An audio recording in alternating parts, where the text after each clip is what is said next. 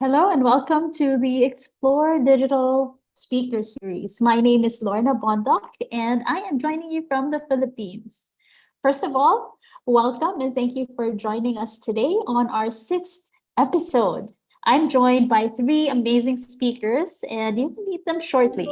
I also would like to welcome all our audiences joining us from all over the ASEAN region and the world. So if you're joining us live or on recording, welcome. Please participate in a conversation today where we'll talk about the challenges that most small businesses face.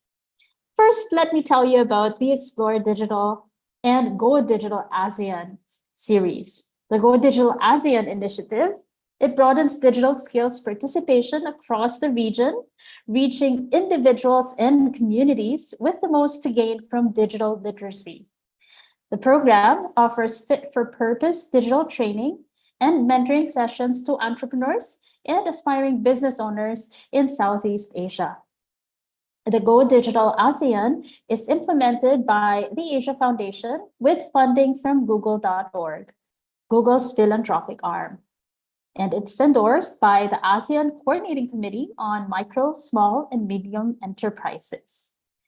The Explore Digital component of training, we gather regional businesses owners together in a speaker series format. So it's going to be a little informative, a little bit of conversation surrounding our own challenges as small business owners. We feature entrepreneurs and thought leaders from across the ASEAN region to share their actual experiences, expertise, successes, and insights. And this is what I love about it. We talk about regional challenges, local challenges faced by business owners like you and me. Here's what you can expect from today's episode. You will hear inspiring stories and hopefully get a few tips from our speakers. They're successful entrepreneurs in their own right, and we will find out how they use digital skills and tools to help grow their business. See how digital tools impacted their business. Then we will also be connecting to peer entrepreneurs. So if you're here joining with friends who are also business owners, let's go ahead and exchange those ideas. Keep the chat going. So we invite you to not just listen, but join us. This is an ongoing conversation. Let's address first any housekeeping matters. Okay, so we encourage active participation. Get those emojis going. Write your questions in the Q&A box. Don't be scared to ask it early on as we have our discussions. You might want to pause for a bit and ask a question that directly impacts you. Don't be shy. Share your thoughts and comments in the chat box. Express yourself with those emojis. I love emojis, particularly this one. Access the translation channels if you're joining us from other countries through the interpretation tab. So you will see that at the bottom of your screen. If you are hearing both the English and local language audio, you may go to the interpretation tab and unselect original audio to hear only the local language. You might be wondering, a certificate of participation will be given to participants who complete our session today. We invite you to also put in your comments and suggestions in the post-webinar survey. We always welcome your thoughts, how we can improve this program in the future. Remember, this program is also being recorded, so the entire session you can watch on replay on YouTube and on our website, which we will share with you later on today. It may be distributed as part of the Go Digital ASEAN program. So who knows, this might be a start of something big for you. Okay, so let's get the party started. A little background introduction for all our speakers, but I'll give them the floor so they can introduce themselves. All right, let's start off with Cornelia. Cornelia Cao is the co-founder of Macala Radiant Communications, a renowned firm specializing in integrated marketing strategies, public relations, digital campaigns, and market research. Please help me welcome Cornelia Cao. Hi, Cornelia. Hi, how are you? I'm good. Thank you. Thank you. Welcome. I'll give you the floor to introduce yourself in a little bit. First, let's welcome our second guest speaker for today, Somchit Pangkam. Somchit Pangkam serves as the Director of Communications and Marketing for a social enterprise, Taiban. Okay, Taiban was launched in 2005, and Somchit is the second generation running this business. We'll hear more from Somchit. Hi, Somchit. Hi. Hi. Welcome, welcome.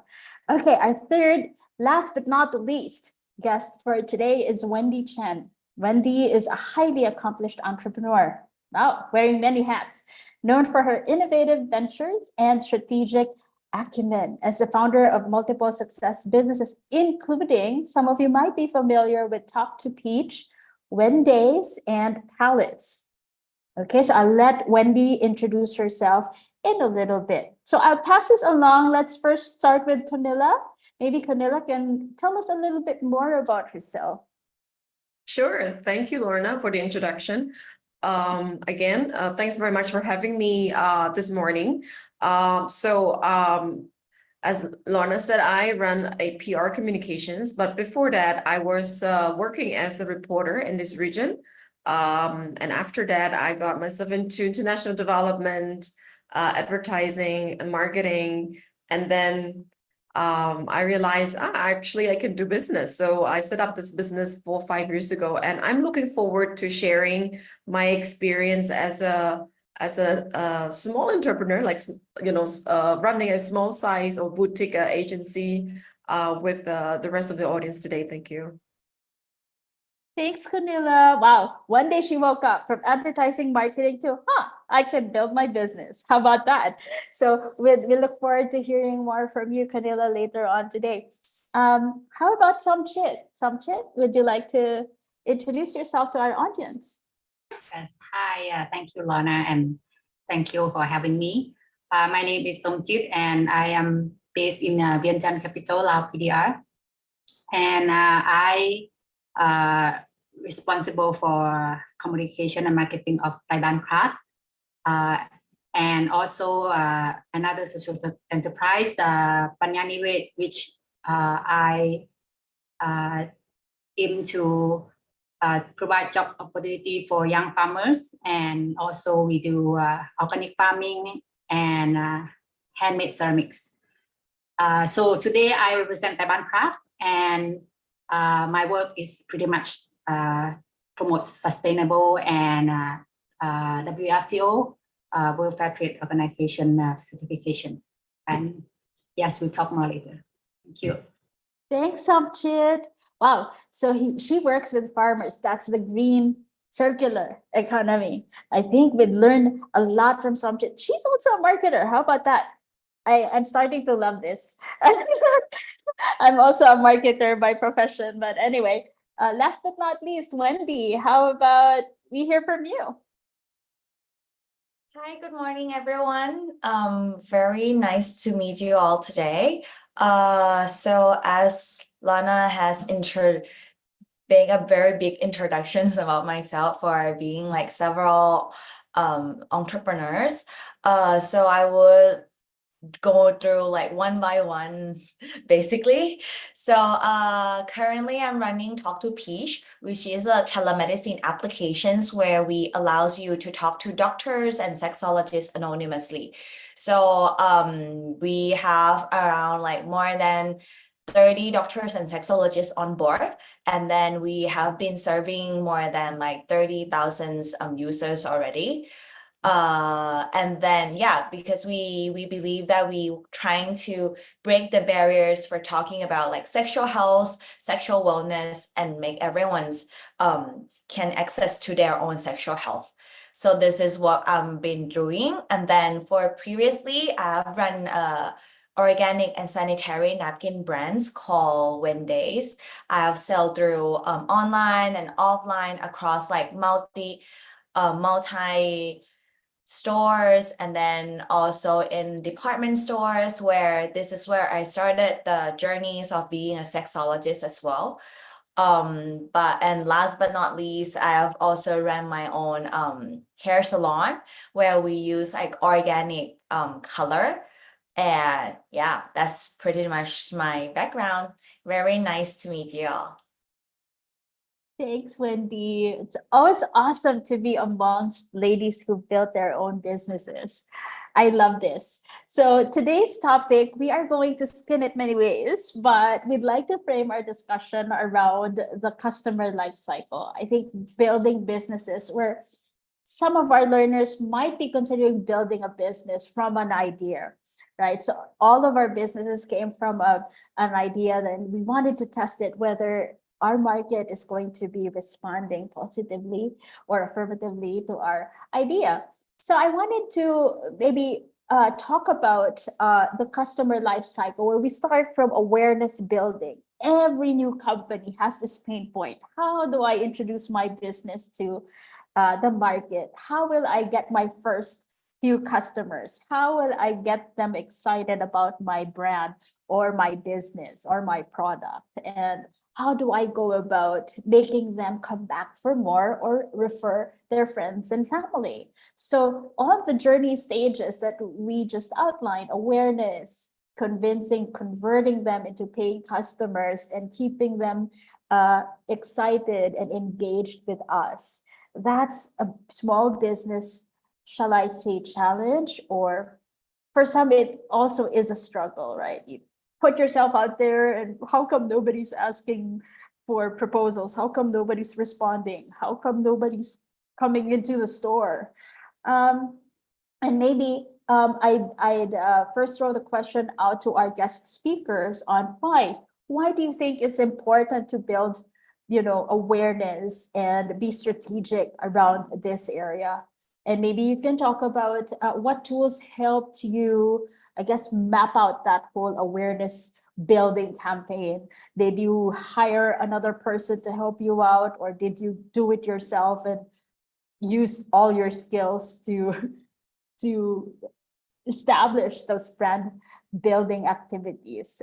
Maybe we can talk to Wendy, because she talked about having 30,000 users. I mean, from 0 to 30,000. How on earth did you manage to get 30,000 users on board? Wendy? I guess it's more like combinations of strategies and also combinations of what we have done. So I think at first it should be begins with if the solution we provide is actually answering all the problems that users have or people have. And then afterwards, I guess if we found like a problem solution fit, then it's easier to pursue those users. So I guess our team started off as like imagination. We have been imagine, okay, what the user should look like, and then we categorize them into group. So for us, we started off as like, okay, female, male, age from teenagers, and then next would be, okay, probably young professionals where they are starting to planning their like sexual health and other stuff.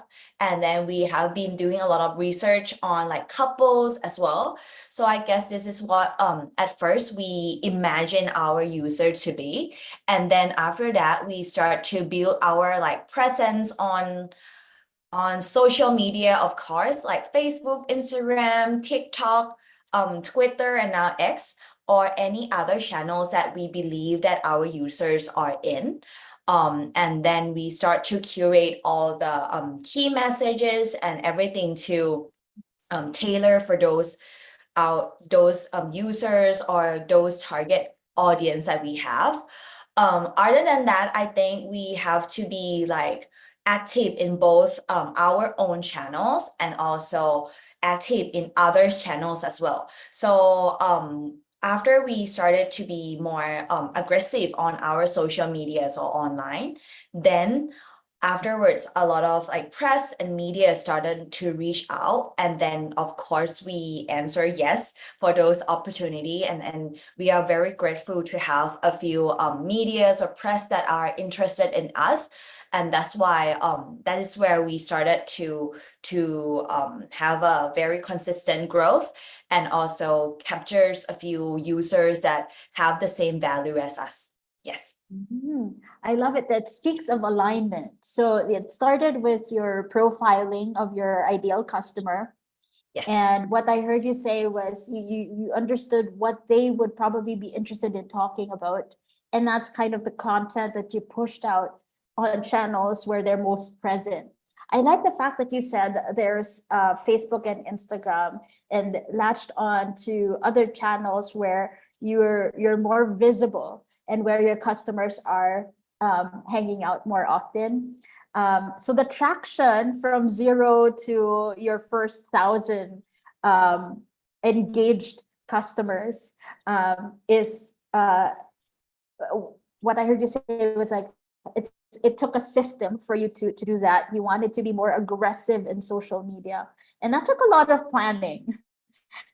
And maybe some shit next, or maybe Cornelia can talk about what their approaches were uniquely in launching the product or the service. Maybe we can hear from some shit next. How was it for Taiwan? Thank you for Taiwan. I would say we are very old-fashioned in digital, but we are trying very much to use it. Taiwan, we start from like a project in 2005, and then we found out that our customer base is not local, because everyone can make their own handicraft, like shirts, skirts, and then they wear by themselves, no one buy. So we focus on foreigner, expats, and tourists. So we have both physical shop, and we also use a lot of social media, like Facebook, and we had our profile on TripAdvisor to attract tourists to come to our shop, and we were identified as one of the best shop for souvenir shopping when you come to Laos, to Vientiane, and that put us in spotlight. And then from 2016, people start to come to Laos, to Vientiane, and their stop is at our shop. So from there, we start to get a reputation. And currently, we are doing both on our websites and social media, also email marketing. Yeah, we do three combination. All right. Samchit, thank you so much. I love the fact that you mentioned tapping an international market right off the bat. And most people take years to get from local patronage to like international launch pads, but you went right ahead and launched internationally. So I think that the user-generated content and the experience that you created for expats who are coming to visit, how about a souvenir shopping experience? So you combined an experience, an in-person shopping experience through your store to a TripAdvisor. It's making people integrate the shopping experience with their planned trips to Laos. So I think that's TripAdvisor is one avenue. Okay, one digital avenue that you capitalized on. So thank you for those of us watching. That sparked an idea in my head right now. Like, how about TripAdvisor? What experiences can we bring our customers, our target customers, from local domestic tourists to international tourists? I love it. So also the common thread there is social media, Instagram, and she has a website where she promotes her products, her handcrafted goods. So thank you, Samchit. Cornelia, how about you? Maybe you can hear about your experience awareness in awareness building for your audiences. Thank you, Lorna, and thanks, Sanchit and Wendy, for sharing earlier.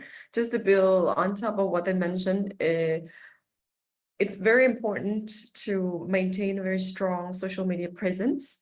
When I set up my company 5 years ago, I had already built like my own personal digital branding through my own blogging and social media sites. mainly Facebook, Instagram, and now LinkedIn.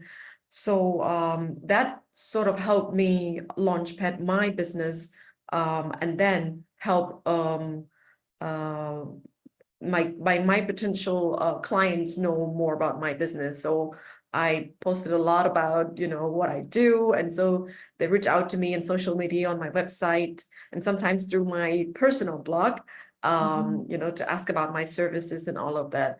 So, I mean, my story is slightly different in the sense like I already built something personally. And when I set up a business, I sort of leverage the existing personal digital branding that I had or have had in order to boost my business or to launchpad my business in Cambodia.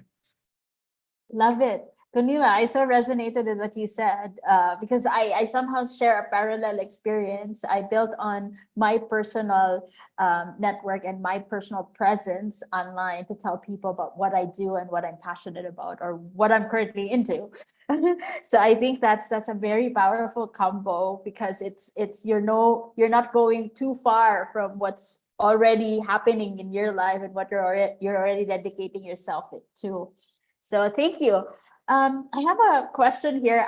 Christian, I just wanted to flag your question. We'll ask that later on. Oh, maybe that's a relevant question in this section before we proceed to the next theme. Anyone can take a stab at these, ladies. Have you found any particular type of digital channel more successful than all others? For example, SEO, SEM, email marketing, social media, partnerships. Anyone can take a stab at that right now. I can do that. Yeah, It's a go good ahead. question. Yeah. For me, it's a bit of everything, but Yeah. I don't do everything all at once. I would take on each in different stages. So at the beginning, like I mentioned, I built my own digital branding through my own blog, social network sites, and all of that. And slowly, when I got into the business, in-person meetings or creating new relationships and partnerships is also very necessary for my business. My clients would prefer to meet me in person and talk about, businesses. It builds trust, and I understand it brings up credibility. So I would say it's important to ask what is the priority in front of you right now. Yes, we still do email marketing. Yeah, we still post on social media, but the frequency can vary from month to month. It really depends on the let's say the current updates or a situation you're facing. Yeah, that's I my love take. it. Thank you. Yeah, I absolutely, I agree. So it varies per business. We wish we could say, one channel for me worked, like an outlier from all the rest of the channels, but it varies per season, it varies per customer needs and where they want to stay engaged. And we used to call these channels, the digital channels, as non-traditional channels, but now it's become really traditional. So it's a mixed bag of tricks that you almost want to test every time, see what works at each season of your business or at each stage of the buyer's life cycle. Whether in the awareness stage, you want to serve them more organic content and do SEO because they search online a lot, etc., etc. But then there's also the more not offline channels where they get to meet them at events, etc., etc. So yeah, it's a mixed bag of tricks that you can plan for. Yeah, all right. So before we go down that rabbit hole, we'll have room for questions later on in today's session. But let's move on to the second stage of the buyer's journey or the customer life cycle, consideration and conversion. And this is where the rubber meets the road. We can talk about marketing ideas and grand showcases on websites and Instagram profiles. But what does it really take for a small business owner to get the few customers coming in the door and getting excited? So the conversion part is where, how do I justify my marketing budget and there's no conversion? How is that going to work for me long term? So maybe we can hear from Wendy first, so in the next step, how was digital tools useful in facilitating, I guess, in facilitating your plans or your customer acquisition strategies, right? Or expanding to new markets for that matter. So the sticky number in my head right now is 30,000. I wish I could say it's 0 to 30,000. How did that uh, get you, Wendy, to that point, 30,000, that traction? Was there any specific formula or strategy or tactics that you followed within a specific period of time to get to that level? I guess I quite agree with Cornelia, where we have to be like very present in our social medias. And also, I guess if we started a new business, then personal branding is something that is very important as well. Like for me, I also post a lot in my own social media, and I have quite a numbers of followers, but not that much, of course. But then I guess it's more like being presence, being creditabilities, being very like, I think the first customer that came to us is from trust. It's not from like the product itself or anything, but everything starts from trust, I guess. And then trust is something that we have to build from many aspects, not only like, okay, professionally from personal point of view, but then also what we have offered to the market, and also is the products that we offers are reliable or match with their problems as well. So I guess this is what we have started to do. And then from the first day, it started from my own social media, of course. I've posted in my own like Facebook channels. I have been very active in my social media as well. And then I use my own social media channels to be posted in those communities, in Facebook group, in open chat, in anywhere where I guess my customer will be. And then I was like, I think it depends on the industry you are in. But then I guess from the industry I'm in, it's more of the healthcare, and then it needed a lot of trust. So that's why I have been being visible as a like, I would say, the face of the products, where I use my own creditability to be there for everyone, for all the users as well. So this is like the beginning. And then, as I mentioned earlier in the last questions, where I think the most important thing would come to customer understanding, where I have conduct a lot of like market research, market surveys, doing like a lot of research on the product itself, the competitor analysis, and also to see if what I can offer differently or what I can do to be better, and then to see why those products are not answering the problems that we are having right now. And then, so I guess it's more like a combinations of things that we needed to do, like from, as I mentioned, like from ourselves, and then for understanding the customer. So I very agree with Kunila, where she started off as like SEO. I would say more than 70% of our customers are coming from SEO. So I think what we keep in mind is that we started to give first. We give a lot of like very insightful content, very rich content, where we provide all the answers. But then, of course, even though they got the answer, there's still a lot of questions going on, or they still have a lot of self-doubt. And then that's where we came in and then give the correct, curated, personalized answering for those users. So I guess what we are doing would be like, okay, we give first from like SEO, from a very rich content in social media. We didn't like afraid of them to be just read us and then go out, but then we think of it as a like sincere for us to give all the answers.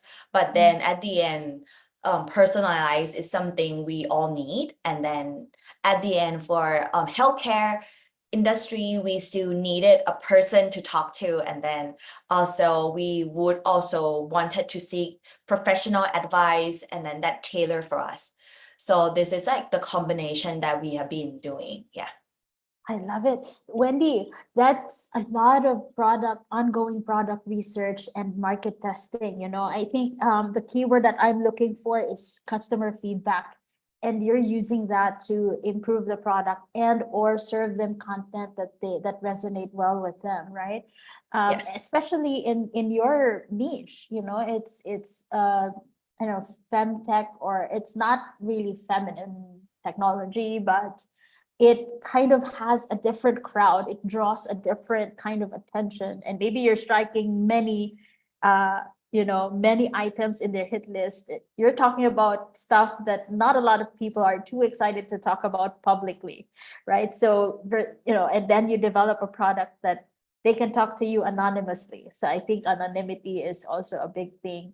Talk to Peach, the product, Wendy's.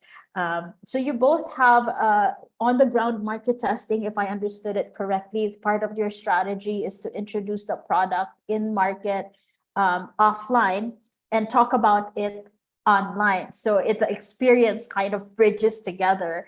And if they have lingering questions, you're able to address those using your content, your online strategies. So I love it. Thank you for sharing, Wendy. So for our audience right now who are wondering, well, where do I even start? So it depends on your business and where your customers are in the buying journey. What I heard Cornelia and Wendy talk about based on their experiences is really investing in content to educate and inform customers of what they need, where they're at the moment. So it's not forceful selling content all the time, but educate them, get them excited, get them engaged, and then introduce your product or your service to them gradually. When they're ready to make a purchase, they would, because trust is already built. Some shit. I look forward to hearing about your conversion stories and its international flavor right off the bat. So launching a website, getting on Instagram, getting on TripAdvisor. How were you able to get I guess customer understanding what an international market requires from a native product or handcrafted product? Yes, thank you, Wendy. Lorna, and yeah, thank you, Wendy, for sharing. And Vanilla, I agree with you all. And for us, we have both a physical shop, and we also tapping into export markets as well. All we start, frankly, we start from our customers. We didn't say, okay, we want to do export, but it's more like the customer identifying us, our products that they don't have in their country, and then like handmade, natural dyes, and the rich culture. And so they are the one who identify like, okay, this product we want to take back and sell, or to wear, or to use. So we have been so we are on both sides. One is the physical shop where we sell like pretty much everything that we have from our network of about 150 artisan groups that we work with, and there are a part that we have to do a lot of market research, which is the export market, especially to European markets. And there are so many rules and things that we have to follow, like the product, the material we use, and everything. And lucky we can find this all on the internet, and we look and we see what are the market requirements, and yeah, pretty much. And we work with our Ministry of Commerce, for example, to help us to sort out what are the information. So we do talk to our customer as well, like customer relationship also very important. Like they also tell us, okay, in my country, if you want to import, you have to do this, do that. Like chemical dye, you have to be ACO free dye, and we have also to cross check with the law of importing to different countries. So this is what we do.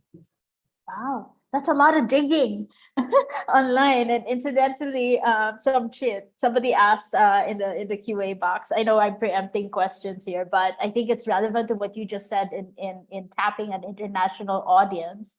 How do you stay informed on the latest digital trends and consumer preferences?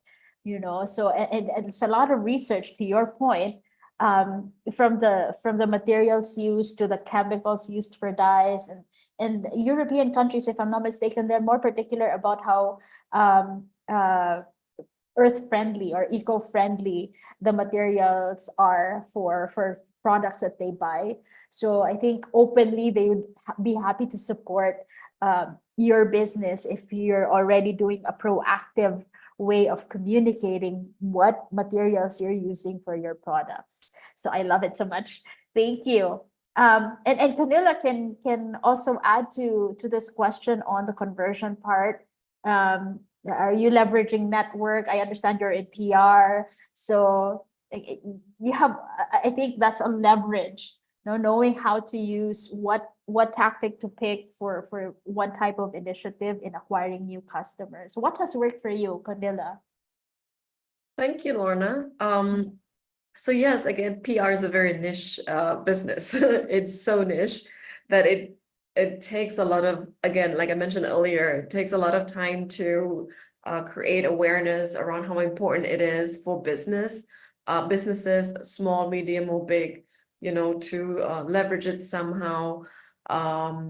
So I mainly focus on thought leadership. So of course, we talk about creating content that resonates with your potential customers, continuing to be visible on many platforms, such as on social media, and for us on media, because that's where we find our corporate customers. And so thought leadership is so important for us to stay relevant and present, right?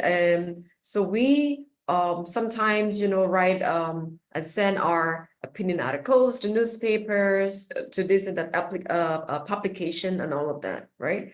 So not particularly about PR right now. I want to focus on small businesses because I had a chance to work with nearly 100 MSMEs, like small, medium, and big enterprises.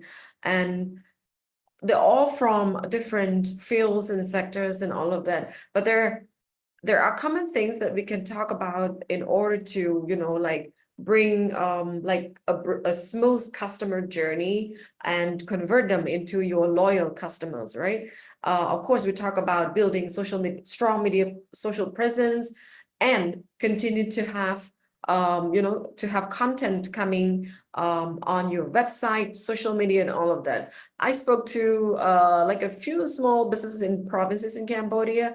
The one common mistake they make is not leveraging enough the small social media or features, even Google Maps, like asking your customers to provide reviews, especially those that have used your products and all of that. Something like that is still goes missing sometimes, So for me, it's not about all those fancy social media things or features. It's about using things that like people, like your customers, your potential clientele use on a daily basis. So this is so important. And continue to tell your story, because for us, from a PR perspective or business, if you don't tell your story, others will. So learn to tell your story bit by bit, through social media, knock on your neighbors and door and talk about your business if you want, or if you can speak to journalists and tell your stories and pitch a good story. You never know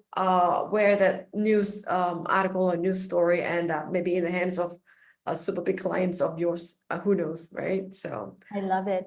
thank you. People always love a good story. That much I can tell. They love to read a good story, watch about people, experiencing different products and services. But I love what you said about investing, and I guess baking in. Any small business owner would say, I don't have time for social media. But do you really not have time for social media? So that kind of challenges our assumptions based on the time we spend online, and whether it's in engaging our customers and giving them reason to have a conversation with us. So I think what Camila and Somshit and Wendy mentioned today, it's all about understanding your customer and bringing out conversations that happen in the back end. Right? What would my customers be wanting to talk about right now? Let's have a listen and let's feed information that will speak to those, right? So bake in. It doesn't have to be the lofty goal of having, complicated schedules and sophisticated campaigns. It can be ingrained to your day-to-day interactions with customers online and offline, and how you serve a good story. Love it. So I'd love to be able to experience each of these latest products. So we have Canilla, we have some kit, we have, if I get to visit Lao, or maybe I can just buy online on the website. And Wendy's also. So anyway, on to key theme, our third key theme for today. How do we make use of digital tools to glean insights? And I think it's a common question among business owners as well, is I have all this data. I'm collecting information from my customers. They interact with me online, but how do I condense all of that and use what I found, what jumps out at me, and how do I use that to transform the way I interact with my customers, the way I guess serve products and develop my products and services. So there's always tools right now. There's an app for that, right? They say. But what digital tools have helped you do exactly this? Like generate more sales, build more, or retain more customers, get them to come back for a second, a third, a fourth time. And anyone can take a first stab at this, and maybe we can pass the baton to somebody else. Who would like to be first this time? Maybe we can start with Somjit. Would you like to take a stab at that? I think I will be the last. I think. Okay. Wendy, would you like to take a stab at the question? How do you Yeah, use sure. tools to build But more I'm sales? always and the retain? first. Maybe next question should be others as Yeah. well. Okay. For the Q&A questions, are we answering it afterward, right? I guess like a lot of Q&As are coming in. Good. Yes. I'm very excited to see a lot of questions coming in. All right. I would divided my business into two parts. So for Wendy's, for it's like products, SMEs kind of products. So we have been using a lot of digital tools to minimize our costs, and also I would say for Wendy's, I only have one full-time staff. And the rest, I've been using all the digital tools, all the technologies and software that has been in the market. So I've been using, I would say, two software. So first would be a software that doing stock management and also back end in terms of inventory management across all the branches in that we are in. So we have more than like 30 branches or up to like 50 if we count like all the single one. So we have been manage all those stock in our stock management system. And then we also do like, okay, the labeling, packaging, process, and then also connected to the logistic where we have when like the system would do it all for us, where we set change the status of the packaging, and then if it's ready, then the logistic will come in and pick up all the packagings that we have. So this is more like, so it's like one man shows where one person can done this all. And then so for the stock management system, we have connected to the accounting system where all the transaction that is happening, like all the transactions per day, we have more than like 200 transactions per day. It's already like seamlessly connected to the accounting system, where I guess like the accounting is something that is very frustrating, and then also very headache for the small business, where you have to manually generate all the invoice, all the receipt one by one. But then for this system, it already generated all the receipt for us, and then it has been very helpful for us. And then at the end of the month, we have outsourced the accounting team, where they will come in to the system, and then they will do all the accounting, all the taxes, all the like withholding tax and everything, all the like VAT and everything for us. So we do everything online, and then all the documents do not need to be printed out everything, or like all the stuff can be done online. So I guess this is how we manage Wednesdays, and then minimize all the costs that we have for personal expense. And then because I guess for products, the margin is not that high. And then we have to, most of our costs are focusing on marketing.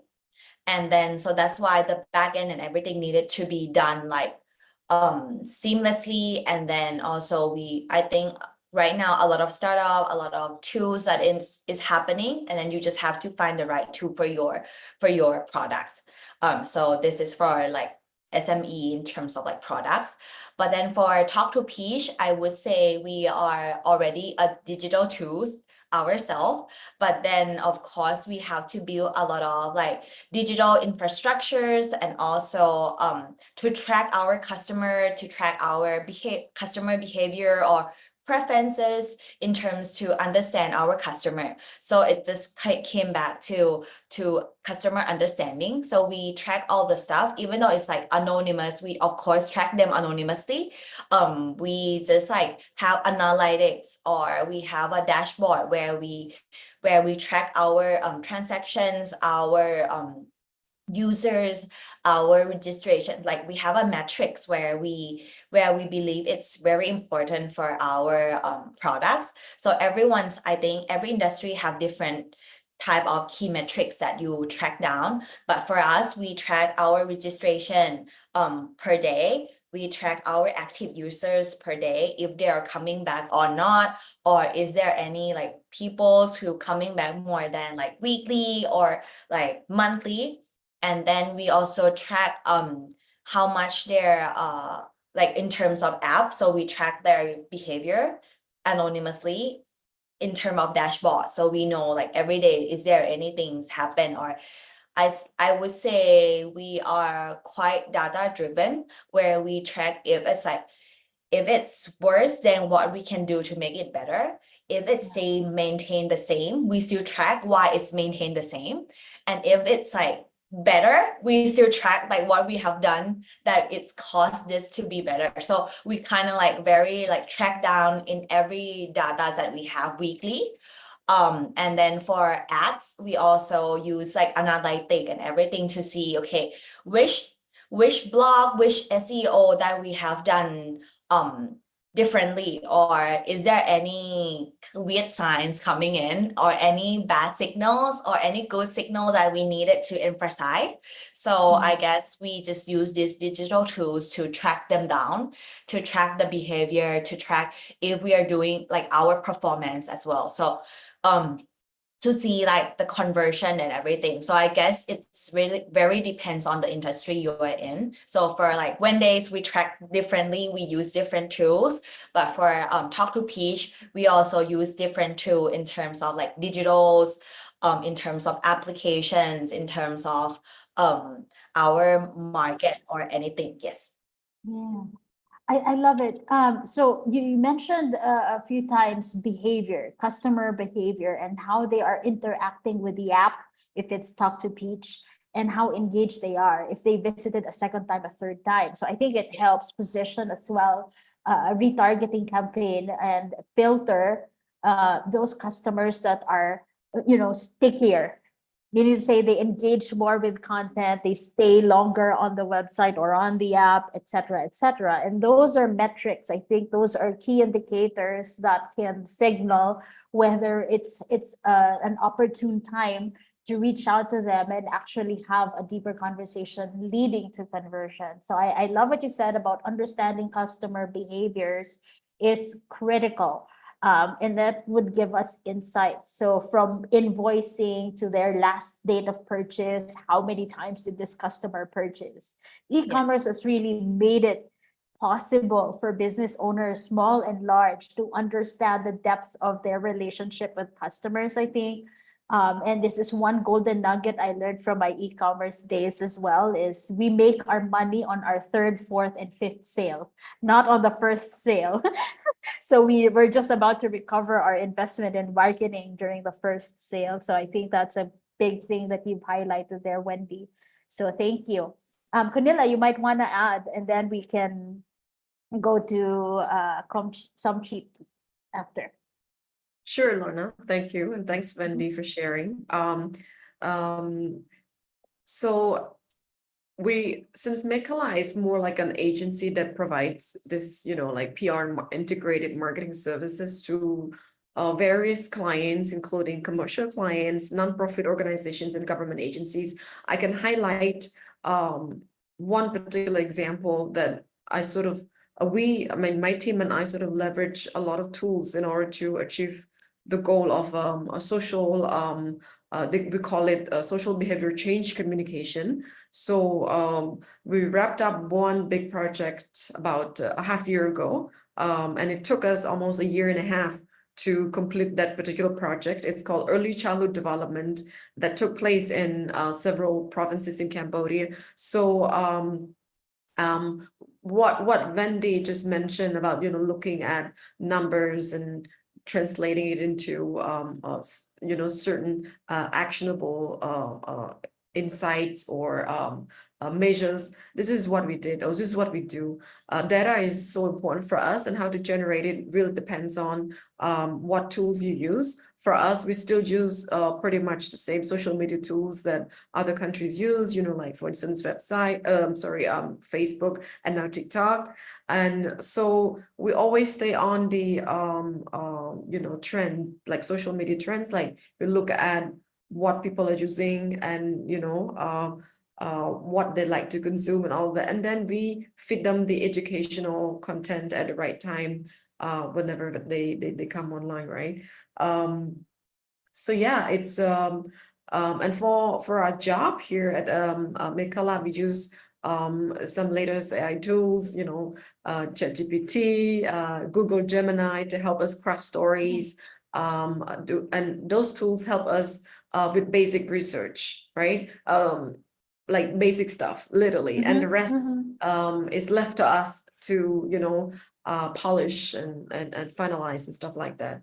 So yeah, we talk about digital tools.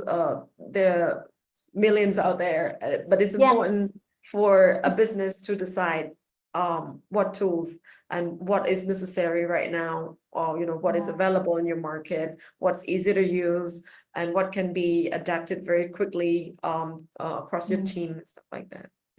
Yeah, the learning curve right now, it's amazing. Like 20 years ago, well, I'm not gonna lie, so I've been in the tech space for 30 years.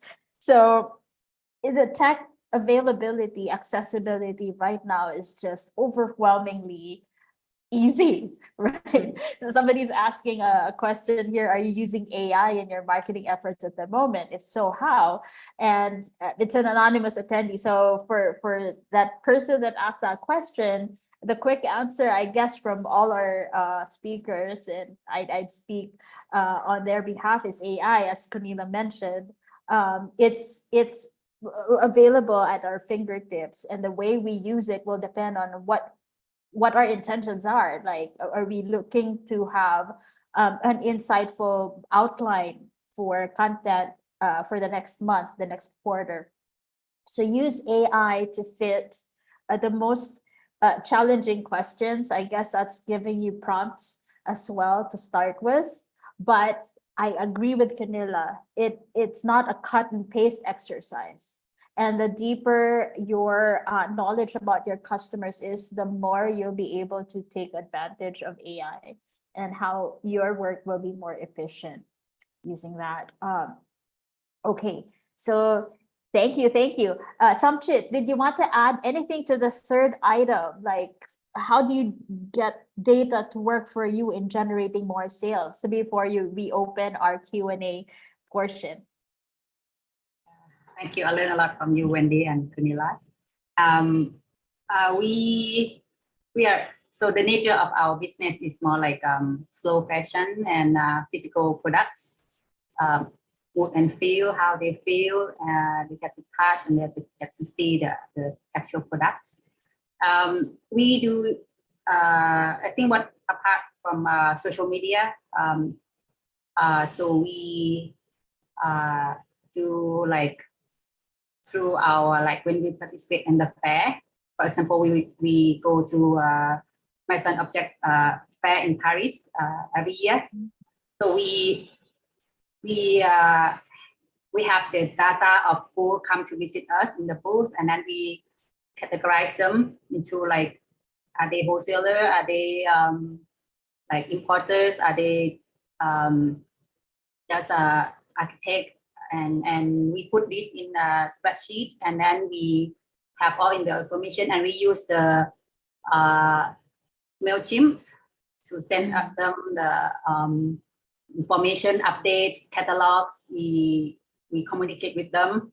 So I think for us, we use pretty much this for our like to try to see what are the customers. So who are they, and what companies are they representing? What are they looking for?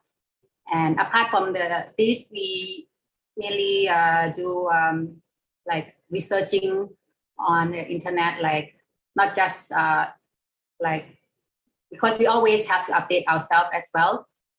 We have to look for like peers, similar businesses doing the similar things as us, or like competitors.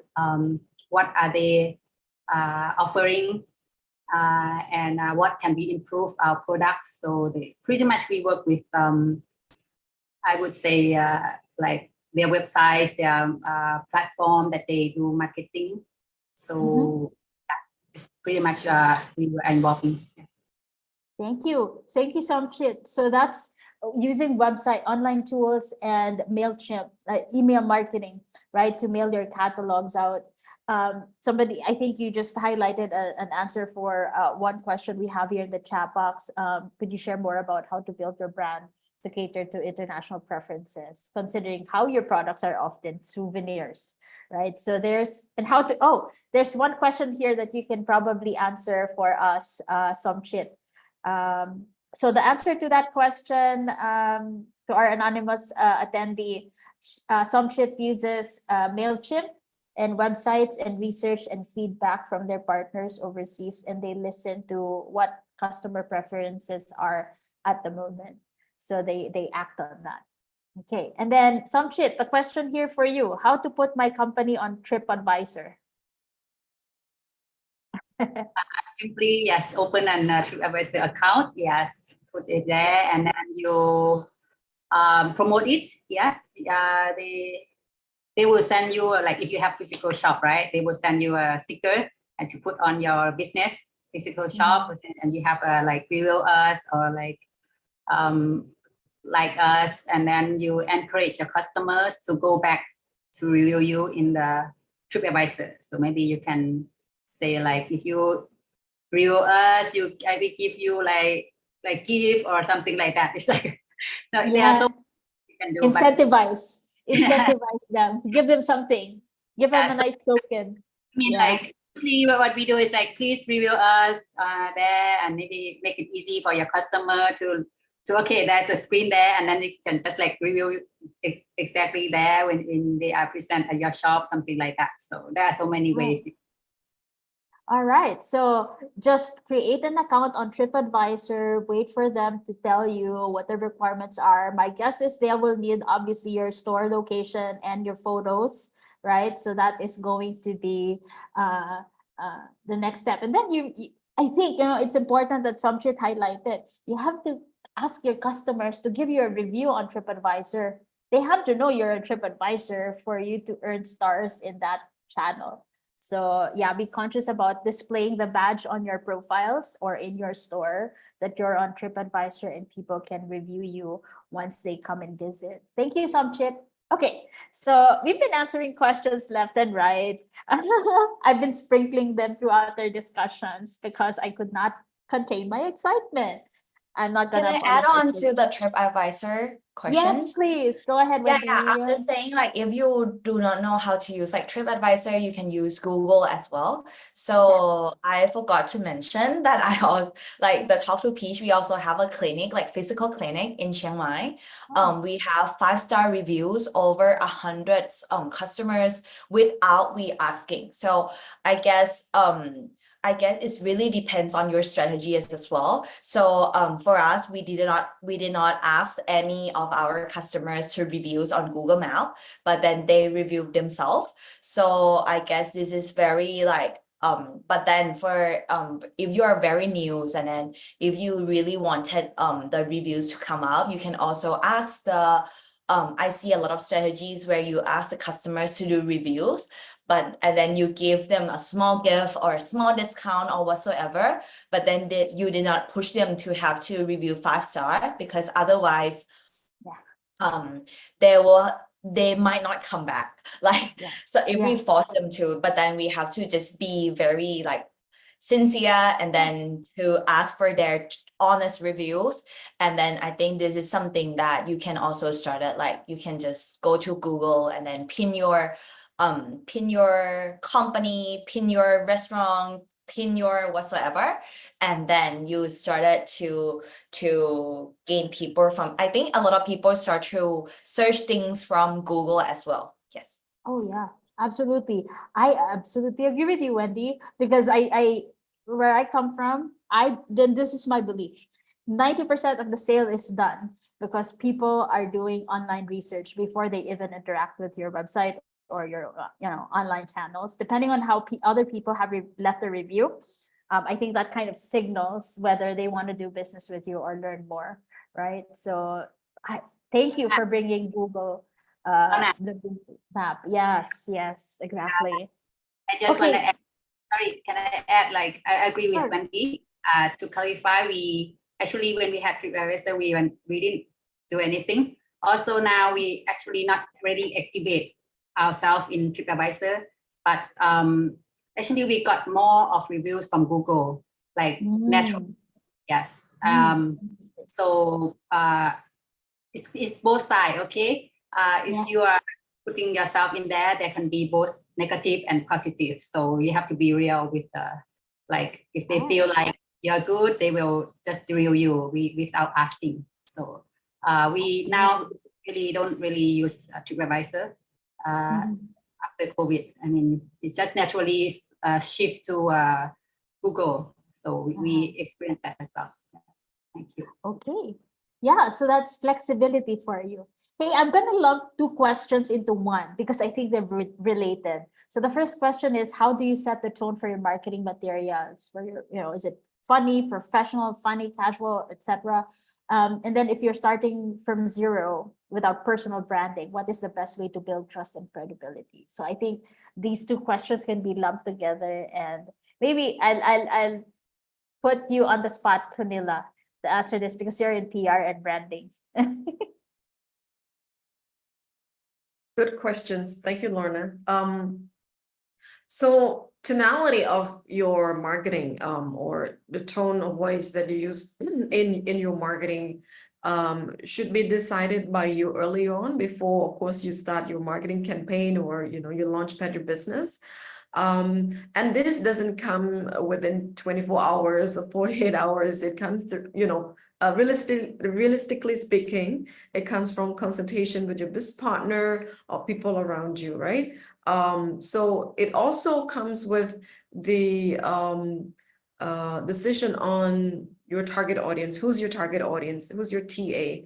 I understand like some businesses don't just have one TA, and I've come across such clients all the time. They have multiple, so you need to decide who's going to be your priority. Tier 1, 2, and 3, and then from there it will help you set your own tone of voice in your marketing. When you speak to women, what sort of tone? If you speak to this age group, so again, I'm just speaking on general terms right here, because I really don't know yet what kind of business you're running, but this is how you should, how a lot of businesses have taken on this, challenge of fine tuning their marketing messages or key messages, and how to build from 0 to 100 or to 10. Well, it's either, I remember someone told me it's either day 1 or 1 day. So we have to take, single steps, right? Like, you need to give it time by, setting the timeline for yourself, for your business, which one you should launch first. There are clients that come to me, oh, which one should I do? Instagram, Facebook, or TikTok? Well, there's no like fixed timeline for that. It really depends on your resources, how you start. Oh, should I speak to a reporter 2 months or 3 months after I launched my business? Again, it really depends on how ready you are, whether you've got enough materials that are ready in order to share with the reporters when they come to you and speak to you and stuff like that. So, but then again, it takes preparation. So it's day 1 for me, not 1 day. So I hope that answers the questions. And yeah, and 1 day at a time, right? So I love that, because there's always a baby step, crawl, walk, run, right? So in building traction, I think it's important to highlight that we can't solve all of our marketing and sales problems in 1 day, but we can definitely take baby steps forward to get closer to our targets, as a small business owner. Anyway, this conversation is so rich. Sorry, Yes, go ahead, Lorna. Pumla. Go ahead. Sorry, Lana, I just want to add a bit more on of the second part of the question about building marketing from 0 to 10 or 100, whatever. I think I want to highlight the fact that in some countries like Cambodia, a website costs a lot of money, like building a website. So a lot of people would prefer launching their Facebook page, Instagram page, or LinkedIn page first before they move on to a website. I'm not sure about Thailand or Laos, could be similar, the low-hanging fruits. So we can start from there, it's easier that way. And once you've had enough content, you can sort of translate that or transform that into content for your website, especially if you need a website for your business. Thank you. Absolutely. Repurposing. So start with where your customers are. And I think be consistent with that, because having a website has its own challenges as well. What's the point in having a website? If it's going to be a glorified online brochure, right? You want to keep a website dynamic and interesting for people to engage and interact with. Okay, so definitely this I knew it. This conversation was going to morph into something a lot more exciting than originally planned. So anyway, I know a lot of our audiences right now are wondering where to reach you and how to get in touch with you. We will flash that. I think in the chat box they've sent all of the ladies' online profiles and websites. So please click on their link, save it, connect with each of our guest speakers today. If you have more questions, I'm sure they will give you a lot more insights. They've been so generous with us today. So we've reached the final takeaway portion of our session for today, we've gleaned from awareness, conversion, and optimization that different types of businesses need different types of approaches. And I think that's one key message I learned from our guest speakers today is customize your approach. Every customer behavior is different. Every customer preference is different. But whatever jumps out at us, use data, use tools to gather information, collect information, and use that to identify what are your key points to growing your business and making those next level sales targets. Okay, so any parting takeaway message, maybe one sentence each from each of our guest speakers, if I can invite you to share. We'll start with Cornelia, and then Somchit, and then Wendy. Thank you, Lorna. Well, for me, it's just two words. Okay. Your personal and professional branding, and actually more than two already, and content. So yeah, content here can mean your way of storytelling or narrative. So maybe small businesses will take a bit more time to think about what is the kind of story they want to tell, like be it on social media or to the media. So these two important things are really necessary to drive your business forward, and it might not come within a day or two. It will take time, but you will grow satisfied with how you move your business forward by first determining what is your branding like, and the kind, and then creating interesting content that resonates with your potential audience. Yeah, it will be fruitful for, I believe, your business in the future. Thank you. Thanks, Cornelia. Thank you. Wendy. Oh, I thought it's Somjit first. Do you want to go first? Oh, And then- Somchit. Okay. Okay. Thank you for having me today. Actually, I learned more from you guys, Wendy and Cornelia. And for me, I think my takeaway from today is like you have to know your own brand, and be real about your product, your service, and you have to, apart from the stories, for me, like from show enterprise, stories is very important. And you have, at the end, customer would want to know like what you have to offer, the action point you have to make it clear, both physical and digital. And cross communication is very important. All right. Thank you, Somchit. Okay. Now it's Wendy's turn. All right, thank you everyone so much for being with us for like the whole hours. So for me would be a little cliche where like you might heard this a million times, but I think this is like the fact that we are doing, and then this is kind of like the motto of my team where we just do it.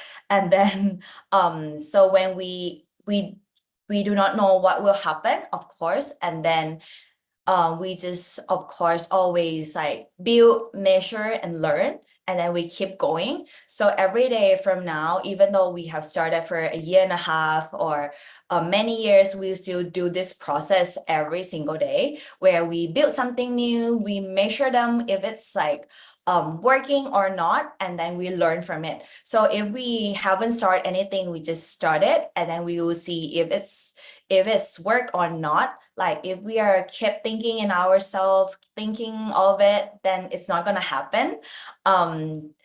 We just have to do it so that we know the result, and then we can learn from the result and our mistake.